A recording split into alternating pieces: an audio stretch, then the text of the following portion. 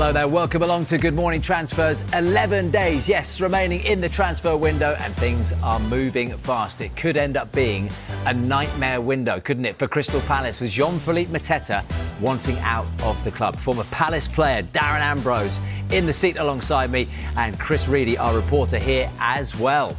Aston Villa are hit by yet another injury blow as they remain interested in Tammy Abraham. Will the former Chelsea striker make a Villa return? Liam Rosenior is after a centre-back this month, and they're working on a move for Raheem Sterling to leave Stamford Bridge. Ethan Nwaneri is in France and on the verge of joining Marseille from Arsenal. And we're expecting transfer developments at Celtic as Martin O'Neill hopes to bring in a striker for their title push.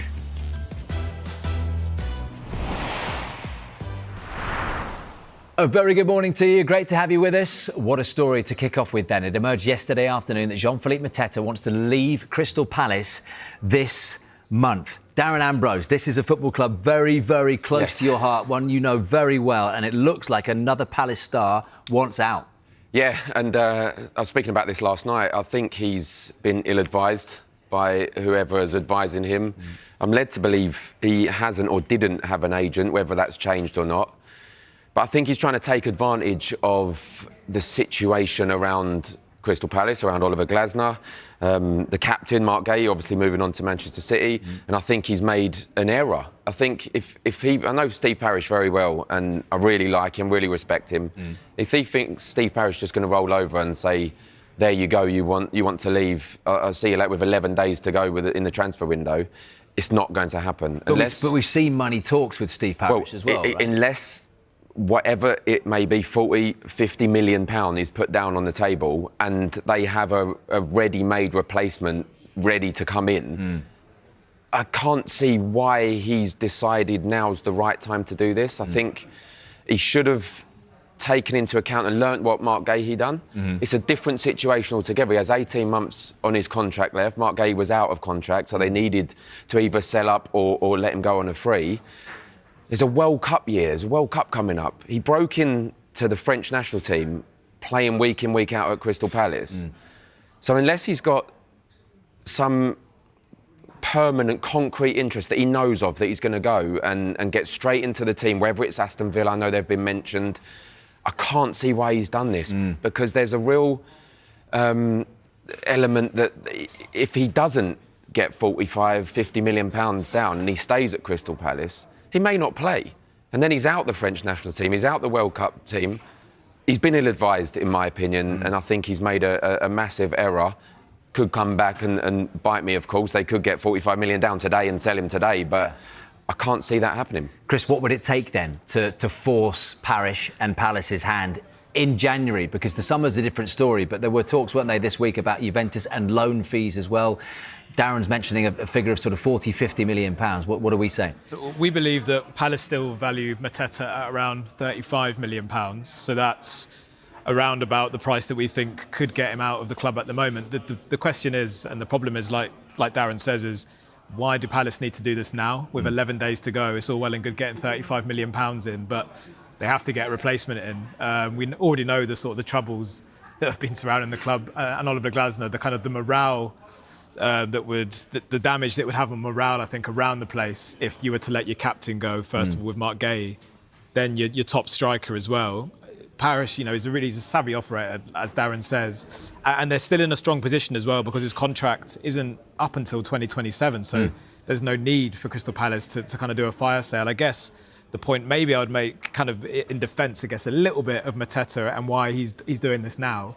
Although he's been in a bit of a bad run of form as of late, especially since he got into the French squad, his stock probably is the highest it's ever been in terms of as a player. He is going to be 29 in June, so he starts to become less attractive to clubs, I guess, as that time goes on. He's probably kind of getting a little bit past his peak right now, even though actually from sort of the form we saw in his early days at Palace, you'd suggest that now is his absolute peak. But I guess selfishly, from his point of view, he'll be thinking, while my stock's so high, while I've just got in the French squad, I've got the likes now of Juventus around me. We know that Man United he's been a target of theirs in the past, potentially more of a Ruben Amorim target there as well. But yeah, it's an interesting one, but 35 million is the fee that I think will get him out. Do you have any sympathy from Mateta's point of view? And I get it, with Palace in your heart as well, and you had some great years there, and the Palace fans will feel like they've had their heart ripped out of this football club, which is kind of what Glasner alluded to after the Sunderland defeat, right? But from his side of things, he's also looking at the creativity that he's lost behind him in Elise, in Zaha, in Eza. Is Wharton going to be the next one off the block? Yeah. And the Palace fans don't want to hear that, but the vultures circle and the players leave. Yeah, look, I understand what he's doing. I do. This is not against Mateta himself. This is what I believe is the right and wrong, and I don't think this is the right time to do this. I think the timing was wrong. If he'd have just waited, gone behind the scenes and said to his agent or his advisors, look, I want to get out, let's organise something behind the scenes. Because they haven't got a ready-made replacement in the club. Eddie Nketiah is not an out number 9, I don't believe. Christantius Uche, again, is young. Can he step straight in? He's played a few European games. The bench, did he, in the Sunderland? No, he's played a few European games, scored against Shelbourne, scored against Coops. He's not a replacement for Mateta, so unless he knows someone's coming in... But it's not against Mateta. Like you said, he's going to be 29. He probably wants a big payday. But he has to remember when he did first come in, Crystal Palace took a chance on him. Coming from Mainz, his first few seasons, he wasn't particularly good, got a little bit of criticism. Yes, he's become kind of a fan's favourite when he scores. He kicks a corner flag and the song, boom, Mateta's in the room. The fans love him. And to do this now... the timing's all wrong, but the timing's been wrong for Crystal Palace. Do you not sometimes think, well, as a player, is your handle sort of forced sometimes? Because we know in the summer, Tottenham were in for him before they signed Milani. It was interesting. I was in a press conference with Glasner right at the start of the window, and he said, he was talking about the players that might leave, and he obviously, we all know about Gahey, but he kind of threw in there, he said JP as well. Yeah. And it was something that didn't really register with me. I just thought he's just chucking in players. Yeah. But this is obviously something, just because he said it this week, this is something that's obviously been bubbling behind the scenes for a while. Of course it has. And if he doesn't come out and kind of make it public, is there a chance that he might not get his move? I think everything's being made public at the moment at Crystal Palace, and I don't know what's going on behind the scenes. I've not reached out to anyone that I know there. The statement, obviously, from Oliver Glasner 2 weeks before the window shuts. This has created what... I feel for Brennan Johnson, by the way, who's come in and he's going to be the last one left. But yes, Adam Wharton is another one that may be mentioned to be leaving. But I go back to Steve Parish is a shrewd operator. He cares for that club, and he won't just roll over unless the money's right. But he's got a massive job now to rebuild. We know Glasner's going to leave in the summer, and they have rebuilt, and they've got players in the past. You know, you could argue even Ismail Assar and Daichi Kamada, you know, they've done a job, but it's trying to find players at that same level, trying to find a manager that's going to continue those glory days, because winning the FA Cup against Manchester City, the Community Shield against Liverpool, it hasn't got dreamier in the last 10 years, 40 years as a Palace fan, has it? Yeah, it needs a rebuild. And we have to remember as well that the players we're mentioning, Eze, Elise, Dougie Friedman was at the football club as well, and he was pivotal in those players coming to the club. Adam Wharton as well. And he's not there anymore. So there is a lot of work to be done behind the scenes for Steve Parish, for the powers that be there. And I'm sure they've got replacements lined up. I disagree with Oliver Glasner coming out 2 weeks before the transfer window finishes, because it's going to be real difficult unless you're paying over the odds in terms of wages to attract players to the football club now, knowing that there's not going to be a manager there in the summer. So I disagree with that. But I have full trust. They're not going to get relegated, and they're not going to finish in Europe, in my opinion, unless they win the Europa Conference. This should have been that, and that was what this year was all supposed to be about, right? Yes, it was. And again, I think Oliver Glasner made an error against Coops, making 11 changes. I said that at the time when I was covering the game.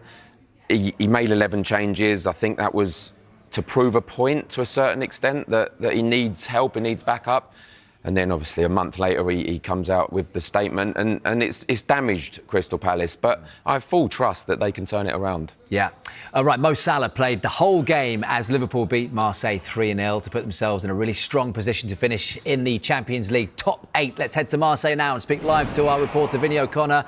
Vinny, morning to you. So who were those standout Liverpool performers and how did Salah play on his return from AFCON? Yeah, we'll start with Mo Salah because I thought he was pretty good on the night. He had one really big moment in the first half when it was the disallowed goal and it was a great run, really going at the heart of that Marseille defence before laying it out to Szoboszlai, putting a perfect ball, I should say, for Ekitike, who finished, but ultimately that goal was disallowed because he got ahead of Pavard. But I thought Mo Salah was busy all night. He always looked like he was causing Marseille a problem. He occupied defenders when he didn't have the ball, and he had that opportunity in the second half as well when Gakpo played it across from the left-hand side, and Mo Salah went or tried to go with the outside of his left boot, but got it wrong and ended up putting the ball wide. But as I say, encouraging signs from Mo Salah, but encouraging signs from Liverpool all round, really. You look at their midfield, for instance. I thought McAllister and Gravenberch stood out, as did Szoboszlai. We see Szoboszlai taking responsibility. I think there was an interesting dynamic, actually, for that free kick from which he scored, where he and Mo Salah were stood talking to each other. It looked like Mo Salah wanted to take it, but Szoboszlai said, no, I'm taking the responsibility here. And he had done his homework. He knew that the Marseille wall would jump, and he ended up being able to use that grass cutter to go underneath the wall with no one lying behind it and ultimately giving Liverpool the lead. I also want to highlight the two fullbacks. I think Kerkez and Frimpong more and more beginning to look like Liverpool players. Frimpong, we saw his importance from an attacking threat. The way he got into the box to create the second goal, he looked like he was going to get out-muscled by Peixo at one point, but he was able to keep his feet, played across goal, and it goes in off Rulli. And I thought Kerkez offered a lot defensively and, of course, going forward. Florian Wirtz as well, beginning to look like the wonderful footballer that we know he is. So plenty of positives. I should also highlight Joe Gomez, by the way, because at centre-half alongside Virgil van Dijk, I thought he put in a really, really good performance. There was one moment when he actually bailed Virgil van Dijk out when there was a little bit of miscontrol, and Marseille looked to be really getting at that Liverpool back line, but Joe Gomez was able to thwart the danger on that occasion as well. And bailing Virgil van Dijk out, who was making his 350th appearance for Liverpool last night as well, only the 50th Liverpool player to reach that mark. So, as I say, lots of positives from Liverpool last night. That was against the team that had come to play. I suppose the next step for Liverpool is to put in that kind of convincing performance against the side that's going to sit deep. And Vinny, while you're out in Marseille, we've of course got to ask you about their move for Arsenal's Ethan Nwaneri. What's the latest on that? Yeah, Ethan no, easy for me to say. Ethan Nwaneri was over here yesterday, having his medical, of course, and we actually spoke to Roberto De Zerbi after the game about Nwaneri, and of course Quinton Timber, who is joining on loan as well. And actually Arne Slot was asked about Timber because he's worked with him at Feyenoord and he expects him to be a big success. But when it comes to Nwaneri, of course it looks to be a deal that suits every party at the moment because he's not been getting that game time at Arsenal. We know that Mikel Arteta has spoken to Roberto De Zerbi about Nwaneri and the opportunity he will get for first team minutes. When he's not getting that opportunity at Arsenal, it makes sense for him, for his development, to go on loan and get those first team minutes. So he's going to get that in an environment with a coach that obviously Mikel Arteta respects, and there'll be there's pressure as well playing for a side like Marseille. So this was something that will really help with Nwaneri's development. So in terms of the deal, it is a loan deal until the end of the season. There's no option or anything like that to buy. He's of course contracted to Arsenal until 2030, and what De Zerbi had to say last night is that he's really looking forward to working Nwaneri because of course he's such a young talent, the skill factor that he's got as well, and on top of that he said both he and Timber could possibly even start as early as the weekend against Lens, so it could be a chance to really hit the ground running over here in France. But that loan deal, we await full confirmation of it from Marseille, but that deal, given the way Roberto De Zerbi was speaking last night, of course, going through, and Nwaneri effectively a Marseille player until the end of the season. Vinny, thank you very much. Darren Ambrose, Salah's return, a big boost for Liverpool. Can this be like a new signing, or do you expect in the next couple of weeks the same talk we had a few weeks ago before AFCON to emerge about a move to Saudi? You know what? I expect I expect Salah to be gone in the summer. I really do. But I think he will kind of be that new signing until the summer. And I think that break away from the AFCON has probably helped the club, helped the player himself. He's gone away, he's done well. He's recreated his form as well, 4 goals in the AFCON. And last night I was keeping a close eye. Clinton had the game next to me. I was keeping a close eye on it, and he looked good. He looked sharp. Missed a couple of chances, that he would have normally have taken. But I think it's done him and Liverpool good going to the AFCON for a few weeks. But I do expect him to be out of Liverpool in the summer, but in goodwill this time, as opposed to it ended a bit sour. But I think he'll go with everyone's blessing this time. Yeah, all the talk, Chris Reedy, is about Liverpool reinforcements at the back. Do you expect them to get any before the 2nd of Feb? Not before the 2nd of Feb. I think we've seen, obviously, they didn't go for Mark Gahey, or didn't go as strongly, or potentially missed out on him to Man City this time round.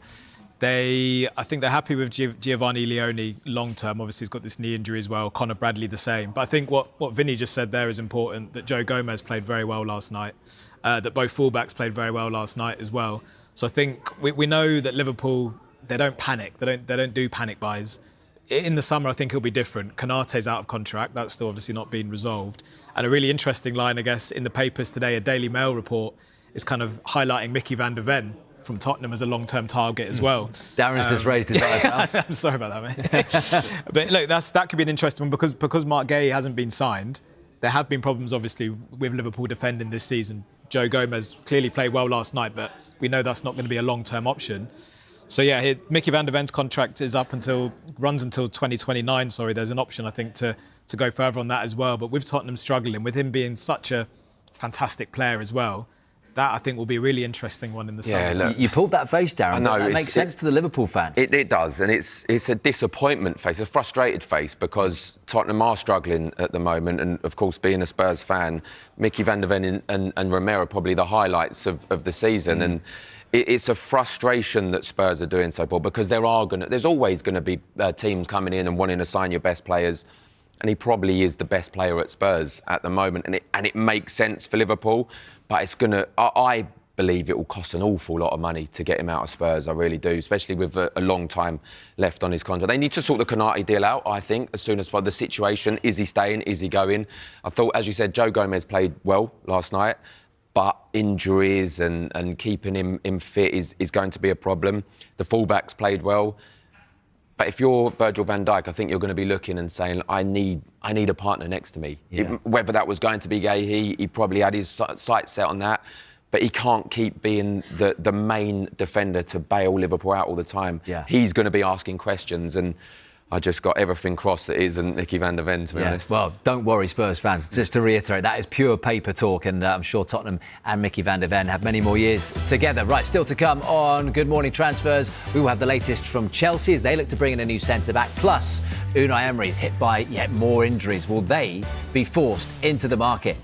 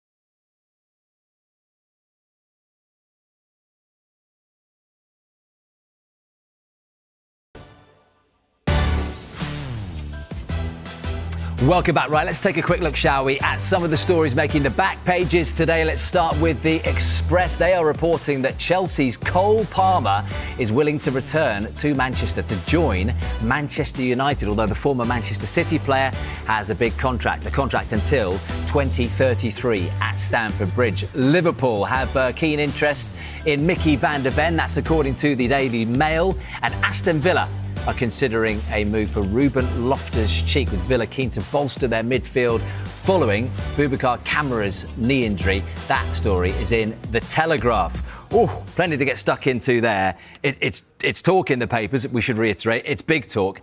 And we've got to start with Cole Palmer, Darren Ambrose. We know he's a Manchester United fan, chippy chips, etc. The Chelsea fans aren't going to like that story, are they? They're not. I don't think Liam Rosenior's going to like that either, to be honest. And he's had his injury problems, but he's the main player. He's the best player at Chelsea, let's be honest. When he's on form, he's the best player.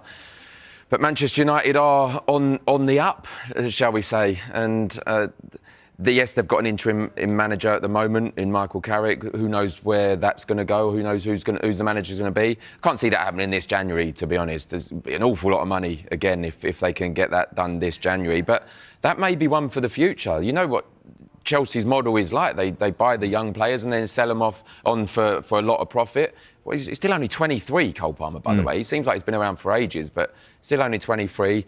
So I can see this one rumbling on till the summer for sure. Pivotal to Chelsea, though, isn't he, in their future? And Rosenior, if he's to be there for anywhere near the length of his contract, is going to want to keep hold of Cole Palmer. Ruben Loftus-Cheek, Chris, what about that story? Aston Villa. It makes sense in terms of the injuries that they got. We know they went for Conor Gallagher and missed out, or he ended up going to Tottenham. But when you look at his situation, he's been in an England squad not that long ago. He will want to go to the World Cup. But I'm just looking at the Serie A table. He's right at the top. He's 3 points behind their City rivals Inter in the title race. Yeah, it's a really interesting one with Ruben Loftus-Cheek, and it's a little bit of a theme, I guess, of this transfer window is kind of English players playing abroad, and if they come back to the Premier League for those two words, which is the World Cup. Ruben Loftus-Cheek, yeah, he's, like you said, 23 appearances for Milan, in the England squad previous to that. But like Conor Gallagher moving to Tottenham, can you put yourself more in that shop window for the World Cup, more in the eye of Thomas Tuchel by playing in the Premier League and proving yourself? Yeah, it's an interesting one. I'm not sure kind of which way. I think it's too late for the World Cup for Loftus-Cheek. Yeah, I don't think he'll have not a chance of going there, but I just don't think he's in the top players in terms of the attacking midfielders at the moment. But who knows? He goes to Aston Villa. I'm sure there'll be more clubs. If this is agreed, I'm sure there'll be more clubs showing an interest if Aston Villa get the go-ahead, as it were. But I just feel it's a little bit too late at the moment for Loftus-Cheek. I don't see him as one of the better attacking midfield options for the England squad. With Aston Villa, obviously, Boubacar Kamara suffered a serious knee injury, and John McGinn now as well injured. So that's why potentially it could be an attractive move for him in terms of. Done well at Palace, by the way, Loftus-Cheek. He was really highly sought of at Palace. So that's why I'm thinking he's done well in the Premier League before. If this is given the go-ahead, maybe more clubs might show an interest. Maybe Spurs might show an interest. Yeah, said Darren Ambrose with a smile on his face.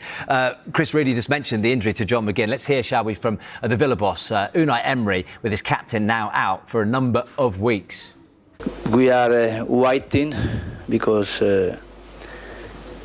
he's still visiting some doctors to have a decision what to do, but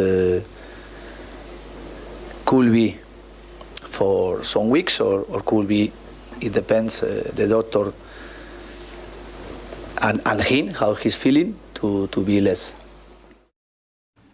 That could be a pivotal loss, couldn't it? Even if it is just for a matter of weeks. So important, John McGinn, even if he comes off the bench for Villa. Yeah, he's pivotal, isn't he? He's a leader. Scored a couple of good goals the other day. The left foot from a distance.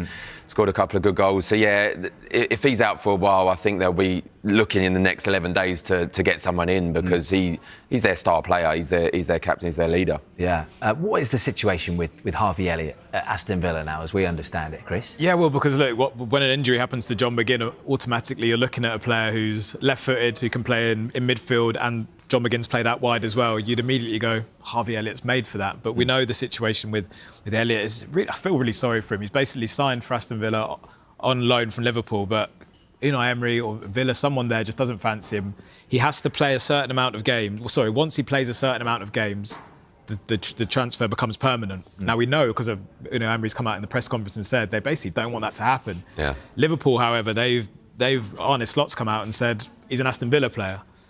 The problem is he's played for 2 Premier League clubs, so he can't now go on loan to another Premier League club, which leaves someone like MLS team Charlotte FC interested. But I think, again, for him in his career, is a move to the MLS really something that he wants to do? What's he do as a player in that position, Darren? Because he's gone there. You know, it was an obligation. So he's thinking, I'm going to be an Aston Villa player. Yeah. Is he 22? Last time I checked, he's 22 years old.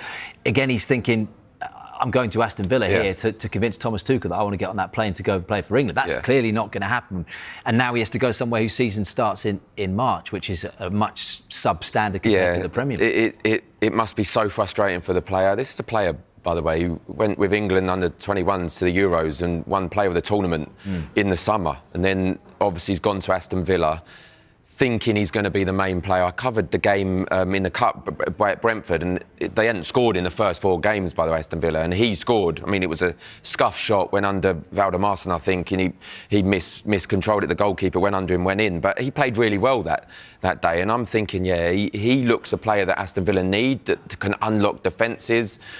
But it's just not worked. I've been there. For me, it's definitely Unai Emery that's not having him. I think the clause in his contract wouldn't come into play if the manager was having him. He'd say, I don't care, I want him as my player. So it's definitely him that's not having it. And I've been there, and it's frustrating, and it must be frustrating for him. And as you said, to then get an option to go out to Charlotte FC is nowhere near the level. At 22, you don't want to be making that move, but he has to go and play somewhere, and if he can't play in the Premier League, then he has to make that decision. It's another example of kind of Villa's PSR issues, I think, creeping up as well, because the fee that was agreed was £35 million. So maybe they've looked at that and gone, do you know what? This is a good player. Now day and age, though, isn't it? But they didn't. Yeah. If you're led to believe Conor Gallagher didn't join, because again, it was. They sold Jacob Ramsey when they didn't want to sell him for 30 to Newcastle as well.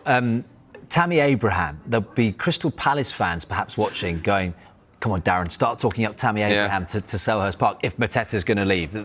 That's just a link I've just purely plucked out of the sky. But Aston Villa, Chris, interested in bringing him back to Villa Park. Hasn't played for them in the Premier League, but was there from that Championship promotion season, wasn't he? Yeah, we had Jody Morris on last week, who really talked Tammy Abraham up and said, anywhere this kid goes will score goals. We believe that they're stepping up their efforts to sign Tammy Abraham. Villa officials and the players' representatives watched him play for Besiktas. Villa are also playing in Turkey this week, so perhaps a chance to get together again and talk about that transfer. Donyell Marlin was obviously left to go to Roma, so it's a gap in the Villa squad that they need to fill. But it's a complicated deal because he's been on loan at Besiktas from Roma. I think Besiktas now believe that the obligations have sort of fallen into place for him to be their player. So quite a lot of different moving parts for this transfer to happen, but one that we believe is advancing. And Tammy Abraham looks like he's going to be a player. This cries out Crystal Palace.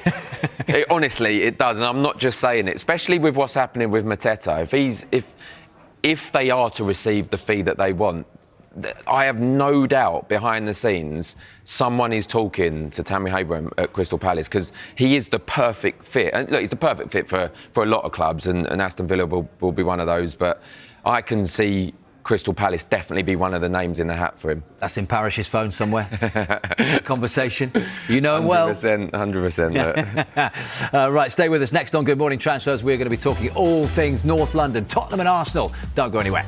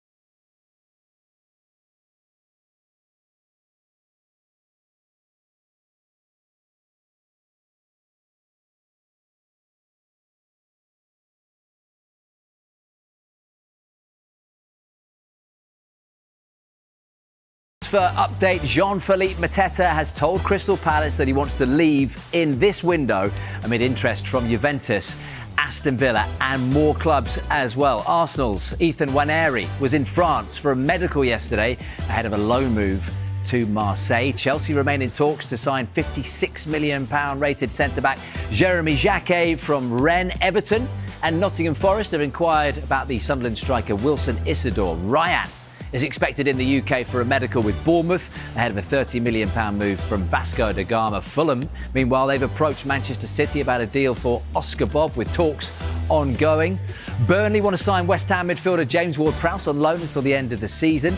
James McAtee could leave Nottingham Forest on loan before deadline day. Middlesbrough are back in for Brighton's Jeremy Sarmiento as they look to hijack Birmingham's deal for the attacking midfielder. Celtic are set to sign the Borussia Mönchengladbach striker Thomas Kivankara on loan with an option to buy in the summer for £7 million. Don't forget you can keep right across all the latest information as it happens on our dedicated Transfer Centre blog. To scan the QR code on the screen right now.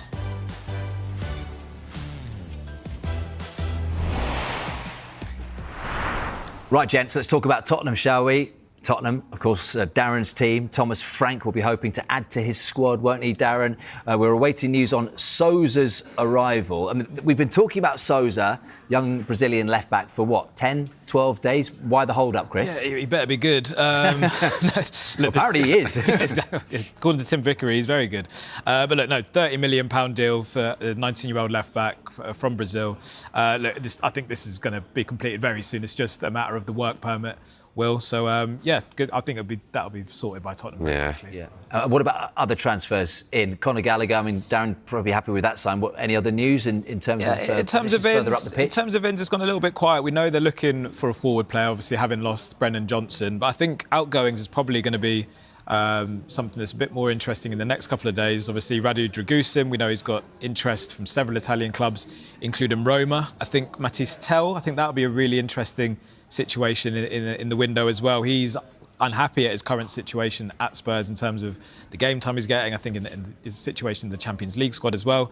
But Tottenham, we believe, will not allow the player to leave in this window as things stand. If an opportunity comes, however, to kind of replace him or secure another forward, perhaps that one is something that will... What do Spurs need, Darren, and how attractive players. is Spurs right now as a transfer? I still feel they're attractive. Look, they're fifth in the Champions League table and they'll play Frankfurt next week. And you'd look at that game and think Spurs should win that game, so they should get in the top 8 of the Champions League. So they're still going to be an attractive club. Yes, it's not going particularly well in the league, but they're not a million miles away from challenging for Europe again. They've just got to turn the form around. So to a certain extent, if you're a player, you'd look at that and think, I can be that player to go into the club and turn it around for them. Spurs need players. They've got Conor Gallagher over the line. They're going to get Sousa, and I speak to a lot of European experts, Vickery as well, in terms of what he's like. And he's talking the next Marcelo. So, I mean, that looks will be an unbelievable sign if we get that over the line. But one for the future. Ben Davies obviously got injured as well, so that kind of fills that gap of the backup. Just need some more attacking players. We've got so many injuries at the moment. If they're going to back Thomas Frank, they need to back him. If they're going to keep him at the club, they need to back him. And I'm hoping they do in the next 11 days. Careful what you say about him because he's behind you there. But Thomas Frank, what's worked, what hasn't? Well, the Champions League's worked at the moment and the league campaign hasn't, which just seems to be the same as Ange Postecoglou last season. And it's a little bit different in terms of Ange Postecoglou put everything in that basket in terms of the Europa League, and Thomas Frank hasn't. And he's not endeared himself at the moment to the supporters, in my opinion. It's not working. I can't really see a style of play at the moment. But I do believe he will come good. And I think I'm in the minority for saying that I do want him to be backed and I do want him to stay, because I think he deserved an opportunity when he was at Brentford. He deserved that bigger club than Brentford, and Spurs are that. And I feel he's handling the pressure okay at the moment. He needs his players back. I know it's not an excuse, but it's a reason. that Spurs are not at their full potential because their best players are injured. So need to go into the transfer market and sign some more best players. In terms of signing players, let's talk about Chelsea, because 8 centre-backs is not enough. They need a 9th. Chris Reedy, they need a young French promising centre-back. That sounds very cynical, but they're looking at Jeremy Jacquet, who, by the way, and when we've had Julien Laurent on this show, sings his praises. Hasn't played for France yet, but says it's just a matter of time. Yep, just a matter of time. Chelsea are working on a deal to sign the centre-back, and they believe it's a player who can go straight into the starting 11. Rennes believe they value the player around £56 million, but other options for Chelsea do include Bournemouth's Marcos Senesi and Como's Jacobo Ramon as well. So, yeah, like you said, a lot of centre-backs on that Chelsea squad list. That's a lot of money, by the way, Chris. A lot of money. It is, but this is what Chelsea do, and they'll believe that is someone. I'm looking at 83 games in total. Yeah. And half of them for Rennes B side and Clermont B side. 56 million for a player when they don't need a centre-back is a ridiculous amount of money. How do you think this conversation works behind the scenes with Blue Co, with Todd Bowley and co? Liam Rosenior has obviously seen this guy very close up when he's been managing Strasbourg. So yeah, you'd imagine that he's pushing to go, look, I can vouch for this. I see Liam Rosenior saying, I like this player, I think he'll do well. The powers that be saying, can we sell him? Okay, have we got to sell on? Will he 56 million? How much will he be worth in 3, 4, 5 years? And if Rosenior just says that it'll be worth 80, 90 million, then they'll give it the green light, because that's their model, Chelsea. I don't even need to list it. We haven't got time to list those 8 centre-backs, but it's a problem area, isn't it? When they've spent so much money on these players with promise, and some of them could really come good in the years to come. But when you look at them, marginally, between them, there's not much. No, there's not, and it seems to be just wasting money left, right and centre on centre-halves. But there must be, you'll know more than me, there must be defenders that are going to be going out the door if this player's coming in. I mean, I have to say, obviously, just because Rennes value him at £56 million doesn't mean that that deal will be agreed at that price. You know, Chelsea are... That'll be 70. You said that, not me. But look, yeah, Chelsea, I'm sure will try and get that down. They'll put the money over a long contract as well, as they usually do, to kind of amortise the figure. They've got to get some out the door as well, Chris. And Disasi could be one that could be on his way quite quickly, right? Disasi could be loan one. spell at Aston Villa.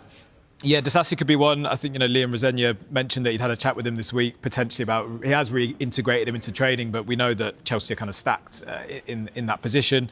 Raheem Sterling as well, another one that we believe... Napoli now are looking at as an option in terms of a loan. Fulham as well, another team who've been mentioned there. So I think, Chelsea are definitely going to be busy late in the and we're going to be busy in the next 10 minutes or so when we come back, because we're going to be talking about the Championship, the Scottish Premiership and Nottingham Forest as well. Nottingham Forest fans, are you going to bring in a striker this window? Stay with us.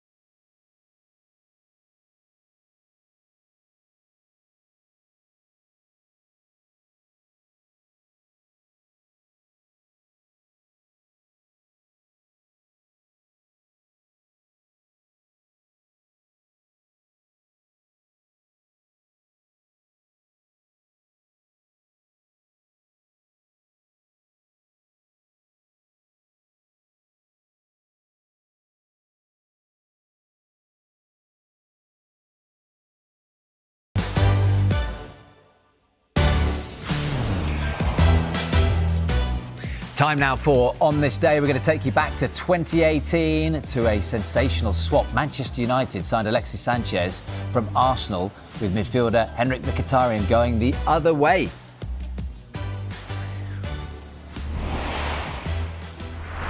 Right then, a few stories to bring you up to speed with in the Championship. Middlesbrough are back in for Brighton's Jeremy Sarmiento as they look to hijack Birmingham's deal for the attacking midfielder.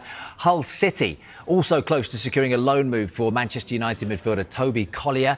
Watford have completed the signing of Eduardo Bova from Roma, and Manchester United left-back Harry Amass is expected to join Norwich City on loan for the rest of the season. Martin O'Neill, meanwhile, has confirmed the signing of Thomas Kivankara.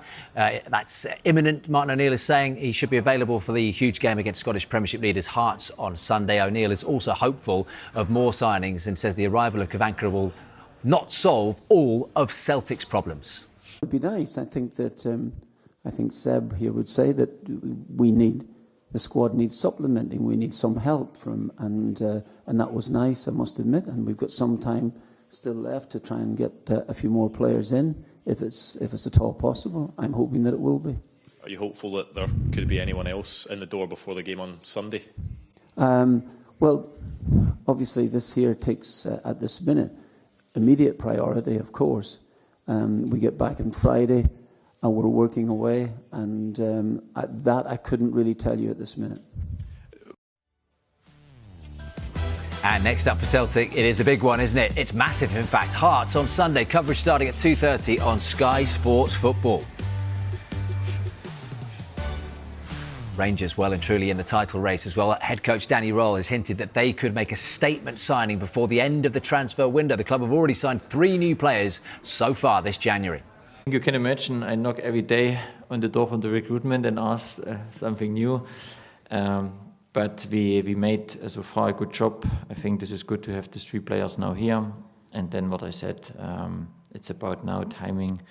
We have a clear idea, and now we have to wait. Maybe there's a domino on another club, and then we can take this opportunity for us. Would you be confident there's a chance of bringing in a real kind of wow signing between now and the end of January? It really makes a statement for your intentions that go through the league. I will not tell so much, because then maybe there's a disappointment if it's not the case. But maybe there is someone where we can bring an exciting signing in. But yeah, it's a lot of if and maybe, and let's wait. Right, let's bring it back to the Premier League, guys, and let's talk about Burnley. Will they be a Premier League side next season? They've still got a chance, haven't they? Scott Parker's side. And we're hearing, Chris Reedy, they want to sign the West Ham midfielder James Ward-Prowse, which is the team not far above them in the Premier League table. This makes sense to me. I just don't understand why West Ham would let that creativity leave that's sitting under Nuno's nose. Yeah, look, clearly Nuno Espirito Santo and James Ward-Prowse, that's just not a mix that works well, because he had him at Nottingham Forest on loan, didn't play there. Since Nuno's come into West Ham, he's not featured in a matchday squad. He has highlighted how professional Ward-Prowse has been throughout his time at West Ham. But yeah, Burnley really keen on a loan until the end of the season. They've explored the conditions for this deal. He's not, like I said, he's not in the squad plans for Nuno. And Burnley really need a midfielder since Josh Cullen suffered that ACL injury.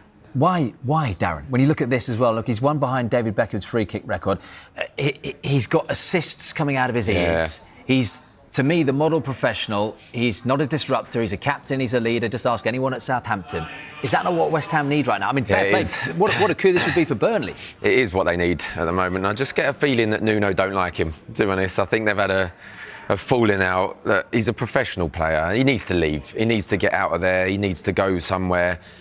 And probably the ideal place is Burnley. You've got Scott Parker, centre midfielder himself, and he'll know what James Ward-Prowse can bring. He'll know the creativity he brings. We see there, he's one free kick away from equaling David Beckham's record in the Premier League. So I feel for James Ward-Prowse, because as you said, he seems a model pro. You never see him coming out and disrupting, causing any problems. Just needs to get out of the club, to be honest, because I don't think the supporters are having him particularly too much either, and I don't think the manager is. Is this how this all ends? He goes to Burnley and then suddenly down the line, Nuno becomes the Burnley manager? And he's off again. I mean, that's what he must be thinking. He's at Forest, and then he goes to West Ham. Keeps following him around and ruining his career. That's what Nuno's doing. Behind the scenes there. Let's talk about Everton and Nottingham Forest, who we're hearing are both inquiring, Chris, about Wilson Isidore, the Sunderland forward. Yeah, interesting one, isn't it, Will? Because he started off the season so well. Isidore, I think 4 goals in his first 9 games, but there's been no concrete approach yet from Everton and Nottingham Forest about the striker, but we do believe they've inquired to make this signing. Obviously, both teams struggling up front, Everton with Beto and Barry. I know Barry's kind of been in the goals a bit more recently as of late. Nottingham Forest, Igor Jesus has showed signs. He's obviously been in Brazil squads before, but again, in terms of goal scoring, not being that impressive. So Isidore, it could be maybe a chance for Sunderland to make some money whilst they've got other players in form, the likes of Brian Brobby. But yeah, they'll be very relaxed about this. Plenty of interest from the overseas as well, but a contract till 2028. They'll be relaxed. Yeah, I think he fits either of those clubs. To be honest, we just see on the screen there the amount of goals that they've got, and there's not a lot. And I think none of them are in trouble, I don't think. I think they'll both stay up, and I think Isidore will come in and be one for next season to push them on even more. As you said, a good start as well to the season, but I think he will fit either one of those clubs and do well. And potentially more of a Sean Dyche signing, it seems, is someone who's 6'7" by the names of Lorenzo Luca at Napoli, with Chris Wood out injured and the way Dyche likes to play. Yeah, so I think we brought this news yesterday that Nottingham Forest have agreed loan terms with Napoli for Luca. The striker's not given a final decision yet on his future, so discussions continuing here. Forest, we know they've been interested in strikers. You know, the likes of Jorgen Strand Larsen, Youssef Nesri from Fenerbahce, and Evan Ferguson as well. So I think from now until the end of the window, there's going to be a lot of striker chat. Loads of teams looking for that number 9. We've seen the kind of the top goal scoring charts in the Premier League. Not many number 9s up there. Everyone wants a 9. Everyone wants a number 9. Palace want a 9 as well. Exactly. Luca might do well at Palace. You never know. As might Callum Wilson, someone that you mentioned in the break. No secrets here. Forest, James McAtee wants out of Forest, we're hearing. Left Manchester City in the summer. There was talk at the time that he would go to Bayer Leverkusen. They end up signing Claudio Echeverri when Ten Hag was there. We know what happened to Ten Hag. Do you feel for James McAtee? I mean, how talented is he? Where's his ceiling? Where does he go? Yeah, he's a good player. I really like him. Watched him a few times. Where does he go? That's the issue, I feel. I think he fit Nottingham Forest quite well when he went there, and I thought he'd be a success there. But when you're young and you're not playing, you need to get away. You need to go and get games, get experience. And if you're just sitting there, sometimes not even playing for the under-23s, under-21s, you're just playing training games. It's no good for anyone. So is there a perfect fit for James McAtee? Ipswich? Maybe. Palace. Just all my ex-teams. You're just calling for transfers now. Just Ipswich. Speaking about Callum Wilson, there was a rumour about Ipswich as well, because for me they're going to go up this season, and you take a step backwards in terms of step down to the Championship to then go to the Premier League. Yeah. Who knows? Enjoyed that. Darren, thank you very much. Chris, see you again later. Don't forget, Good Morning Transfers returns at 9 a.m. tomorrow morning. Jody Morris will be in the studio. Before that, we're back at midday. Former Spurs defender Sebastian Bassong is here with us. And for a full roundup, 4 and 7 later. See ya.